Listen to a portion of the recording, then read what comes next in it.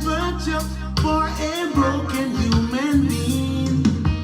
Why is it taking so long? I don't know, I don't know. Why is it taking so long? Honey, why is it taking so long? Why is it taking so long? Okay. Yeah, my name is Gerald, and this is Slave Revolt Radio. I am going to start off with an update on what has come of our work, the Oscar Grant Committee Against Police Brutality and State Repression. Our work in terms of struggling to make the police more accountable for what they do. Some of you may remember that Senate Bill 1421 is a bill that ostensibly, provide more transparency in police matters. So for instance, the Law Enforcement Officers Bill of Rights made it possible, and I know this sounds crazy, but it's true. If a pig killed your family, they ain't even got to call you to tell you that they just took someone's life. They can deny you the coroner's report. They can deny you the police report. Now, how is that possible? That's another conversation that gets into the whole question of the special relations that the pigs have with the 1%, okay? But right now, what you need to know is they're losing everywhere. On this question, I think I reported to you that in Inglewood, they have a black mayor who was formerly a police chief. And when the end of the year, January 1st was the first day that Senate Bill 1421 was supposed to go into effect, the pigs actually burned the archives, which is, as far as I'm concerned, a crime. And we pointed out when we sent a letter, the Oscar Grant Committee sent a letter to the state attorney, we pointed out that the reason y'all was able to catch that hillside strangler or the Golden Gate murderer or whatever he was a pig that was killing people over like 25 years and raping people for over 25 years. The reason they were able to identify him, track him down and find him and arrest him is because they had the archives. Well, they don't in Inglewood anymore. And other so-called police tried to do the same, but were stopped.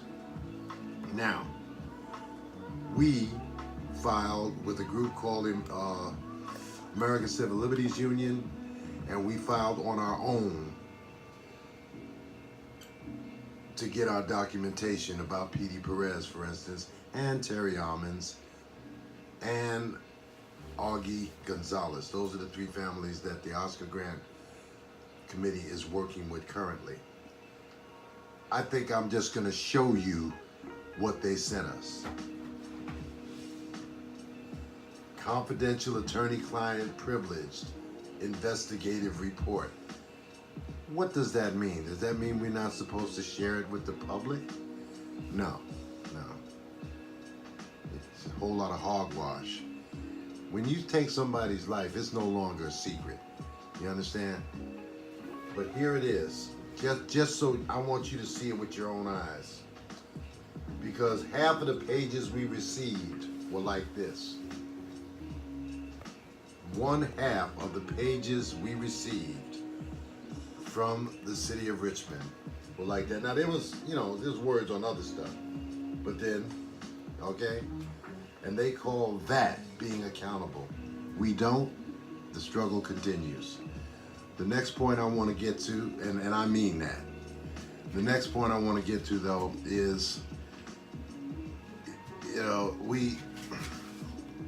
we went, last Friday, we went to Sacramento. It was 1 year since Stephon Clark had been murdered by the Sacramento police, and the DA had proclaimed that she was not going to file any charges against the policeman that shot and killed Stephon Clark, one of whom, by the way, I should just let you know, had black skin, like darker than me. So what? Murder is murder. Okay, and there's no question that this young man was murdered. They hunted him down and they shot the wrong person. How do I know? Well,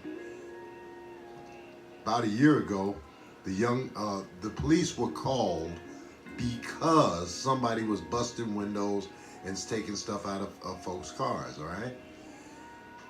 So they brought the helicopter with the special, with the special ray that let you see people in the dark and all that.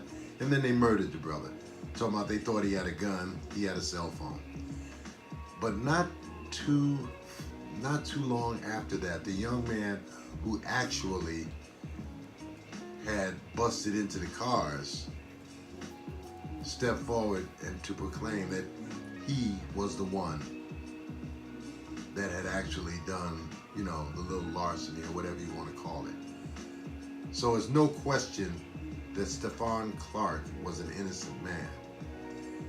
But that did not stop the pigs, and I call them pigs for a good reason, from slandering this man. The second assassination of Stephon Clark has been taking place in the various bourgeois or capitalist newspapers for the last month, talking about, the fact that his girlfriend was not black. What in the hell has that got to do? The girlfriend is, what do you call, Samoan or Polynesian? I don't know. And you know what? I don't care. It's irrelevant to why they murdered him. But that was, believe it or not, that was in the paper. Trying to rile up some stuff to cause disunity because they know some of our people are backward on these things and seize that because we don't understand the seriousness about state officials killing innocent black people. Well, we went up to, Stephon's mom. I'm particularly proud of her because she has stood up to the media and, just been a model for how you deal. Because she said all that other talk, we're not even hearing it. The child was murdered. What y'all gonna do? And we see now what they decided to do. So we had this demonstration on Friday. Black Lives Matter organized the rally. Just give you a sense of what's going on and with us and the society at large. Over 2,200 people signed up to come to this rally. I was there. 300 people showed up. Blame that on the white man if you want to. People got to get real. Come on now. You say you're interested? Well, get up off it and show up. Because in a certain way, that gives the 1% the impression that we don't care about we. Not good. But nonetheless, it was a spirited march, and we took care of our business. I was shocked though at the low numbers. In part, that was because earlier when Black Lives Matter had a rally and a march in Sacramento, they went into an upscale white neighborhood. I thought that was a good tactic. And they also, I believe that night they went on the freeway too. But because the pigs are also dumb pigs, they didn't even know how to effect an arrest. You can't just start arresting people until you tell them what you're gonna arrest them for. So these stupid Sacramento pigs, these yahoos, Yalo County yahoos, just started snatching folks and arresting them, arrested the media, arrested legal observers from the national lawyers. It's arrested everybody. And as a result, they had to drop all of the charges, all 84 people, the charges were dropped. So people were on edge with this rally because we was wondering what the pigs was gonna do. But nonetheless, the rally came off okay. Young people did all right, but our numbers were low. We have to unite. We will not defeat these pigs unless we come together. I'm sorry, there's nothing else I can say about that. So I think Black Lives Matter is doing the best they can up there in Sacramento, and I want to say with some pride that one of the reasons the Sacramento folks is raising so much hell is because some of them smoke town. when they gentrified us, well, they got a little extra taste up there in Sacramento. So that's an unintended consequence of gentrification.